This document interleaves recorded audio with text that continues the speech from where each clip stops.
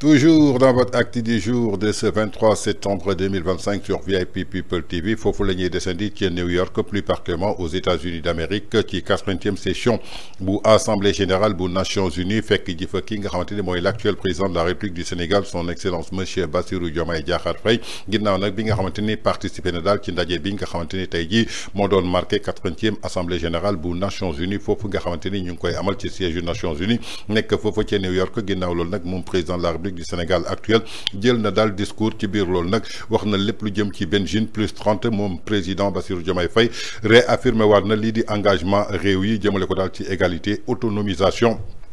jigéen ñi ginnaaw nag bu mu doonee daal benn discours boo xamante ni moom daal dina ko fay tenir nañu déglu ji discours président de la République son excellence monsieur Bassirou Diomaye Diakhar Faye foofa ci 80e session bu Assemblée générale bu Nations Unies ñu dellu si waat.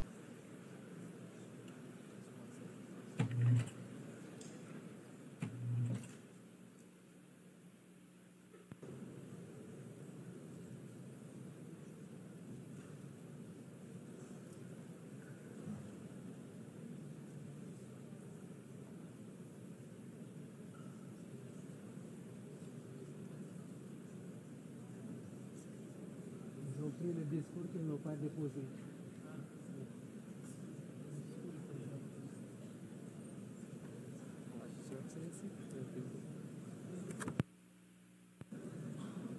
Messieurs les coprésidents, chers collègues, Monsieur le secrétaire général des Nations Unies, Mesdames, Messieurs, je salue le leadership de la France et de l'Arabie Saoudite,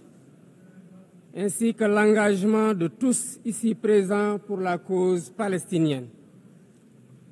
Cette conférence se tient au moment où la conscience universelle est profondément bouleversée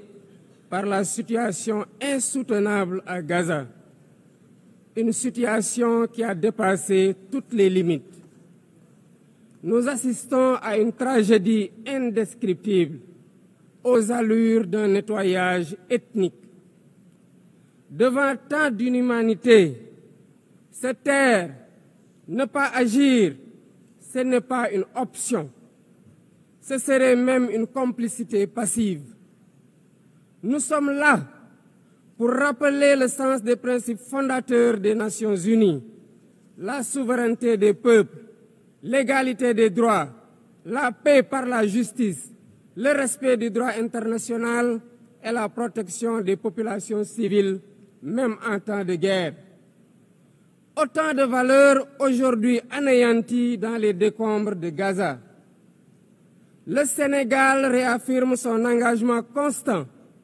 pour une solution à deux États, palestiniens et israéliens, vivant côte à côte, chacun à l'intérieur de frontières sûres et internationalement reconnues. C'est ce que veut le plan de partage décidé par les Nations Unies.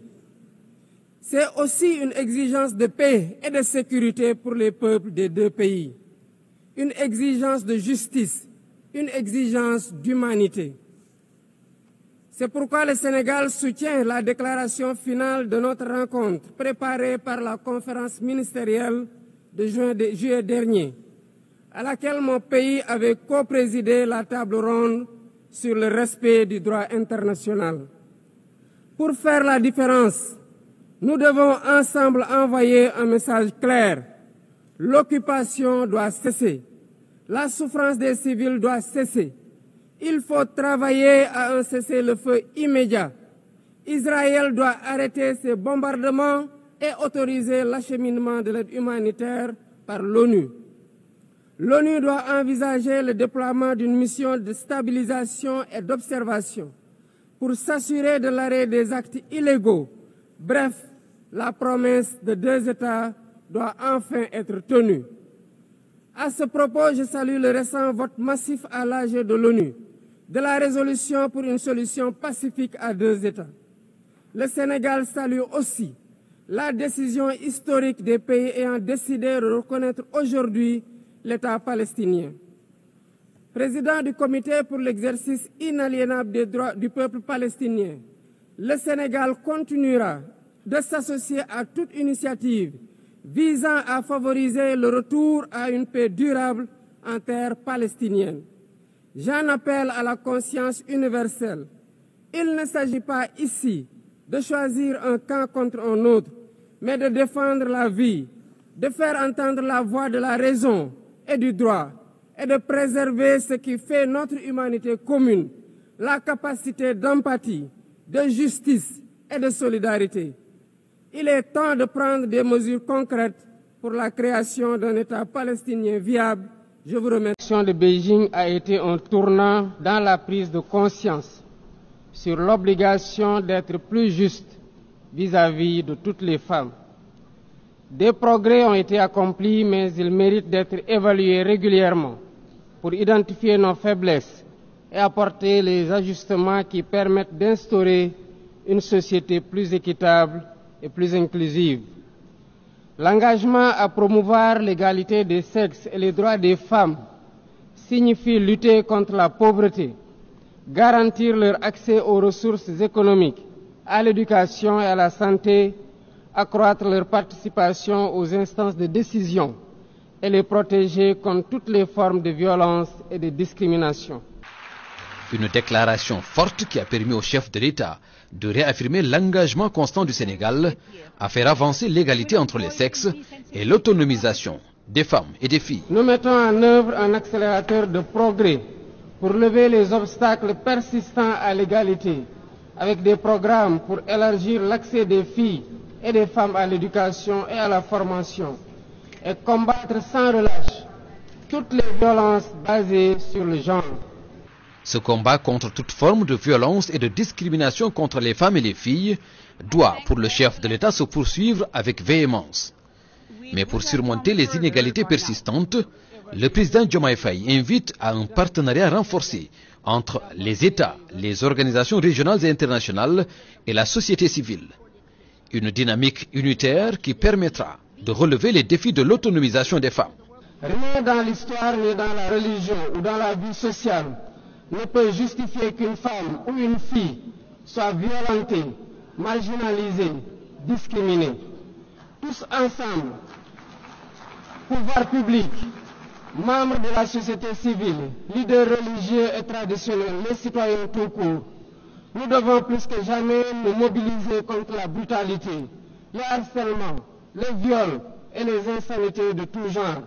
C'est une responsabilité partagée, une exigence morale universelle. Une condition pour sauvegarder la dignité humaine, un gage de paix et de prospérité durable. Nous restons à New York pour parler de ce sommet parrainé par la France et l'Arabie Saoudite. Au menu des discussions, la relance de la solution à deux États dans le et combattre sans relâche toutes les violences basées sur le genre. Rien dans l'histoire, ni dans la religion ou dans la vie sociale ne peut justifier qu'une femme ou une fille soit violentée, marginalisée, discriminée. Tous ensemble, pouvoir public, membres de la société civile, leaders religieux et traditionnels, les citoyens tout court, nous devons plus que jamais nous mobiliser contre la brutalité, le harcèlement, le viol et les insanités de tout genre. C'est une responsabilité partagée, une exigence morale universelle. Une condition pour sauvegarder la dignité humaine, un gage de paix. Kon ñoo ko déggandoo muy discours son excellence le président de la République du Sénégal Bassirou Diomaye Diakhar Faye foofu ci 80e session bu assemblée générale bu Nations Unies ci kanamu ay président yoo xamante ni jógee nañu ak fépp ci àdduna bi pour défendre daal lépp loo xam daal mooy ay cause jëmale ko ci développement sécurité transformation ak lépp lu jëm ci wàllu défense fii ci suñu ay réew ginnaaw loolu nag moom président de la République daal dina rafetlu daal engagement ay réew jëmale ko daal ci li nga xamante ne mooy égalité ak autonomisation jëmale ko daal ci wàllu jigéen muy àq ak yelleef violence yi nga xamante ni ñu ngi koy def jigéen ñi dellu si na daal ci li nga xamante ni moom la ñu tuddee benn jeune plus waaye lu jaaxal sénégalais yi vidéo bi daal dafa bare polémique ginnaaw nag première 23 secondes yi nga xam daal ñu bare wërale nañ ko dagg ko ci réseaux sociaux yi moom président de la République bu mu ñëwee dañ ko tiimal daal fi nga xamante ni maanaam mooy pupitre bi fi mu waroon defee discours am sampal ko ñaari micro waaye dafa nekkoon foofu di wëraanu di gestu di xoolewaat alors que tey jii gis ngeen ay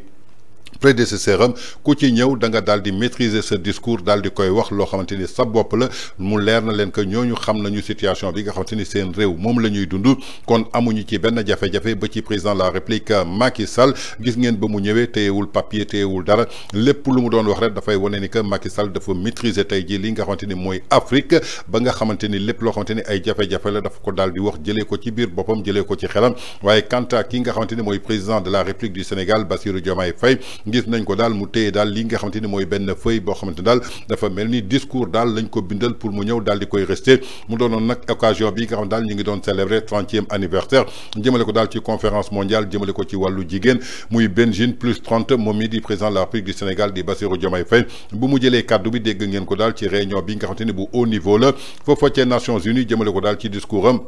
ay empreinte de détermination la daal di indi daal di réformer waat lii nga xamante daal mooy engagement jigéen ñi fii ci Sénégal ci faveur égalité diggante sexe ak li nga xamante ni mooy autonomisation jigéen ñi jëmale ko daal ci ñi nga xamante ni mooy xale yu ndaw yi moom mi di chef de l'État du Sénégal di Bassirou Diomaye Diakhar Faye lancé na daal benn appel ñi nga xamante daal mooy communauté internationale bi ginnaaw nag bu mu leen fàttalikoo lépp loo xamante ni dafa jëm ci wàllu égalité pour que ñu am benn exigence morale jëmale ko daal ci li nga xamante ni maanaam universel la ba noppi tënku ci ay développement yoo xam daal lépp luy société da nga war a rester impossible jëmale ko daal ci jigéen ñi nga xamante ni tey jii dañ leen di daal di exclure ginnaaw loolu nag moom le président de la République du Sénégal son excellence Bassirou Diomaye Diakhar Faye daal dina insister daal jëmale ko daal ci li nga xam daal jàppee na ko daal urgence pour que ñu xeex lépp loo xamante ni dafa jëm daal ci ay violence loo xamante daal ak discrimination mu doon benn combat boo xamante ne daal dafay engagé wu diggante état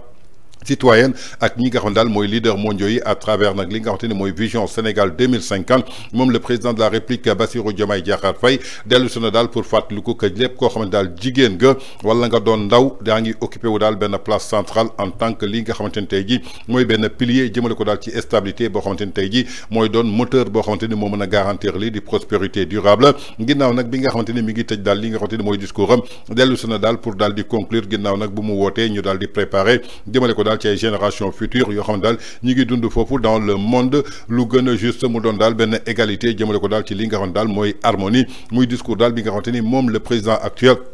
Bassirou Diomaye Faye daal dina koy tenir foofu daal ca 80e session bu assemblée générale bu Nations Unies dellu soon daal ci àq ak yelleefu ñi nga xam daal mooy jigéen yi jëmale ko daal ci violence ak li nga xam daal mooy discrimination boo xam ne daal ñu ngi koy teg ci seen kaw jàpp ne ko daal loolu dañ ko war a xeex mu doon daal benn fléau boo xamante ni dañ koy éradiquer mu jógee fii nga xamante ni mooy ci réewu Afrique yi ginnaaw nag jigéen yi dañu occupé benn place boo xam ne daal bu central la jëmale ko daal ci moteur bi nga xamante ni tey ji war na mën a yokk li nga xamante ni mooy koom-koom jaarle ko daal ci prospérité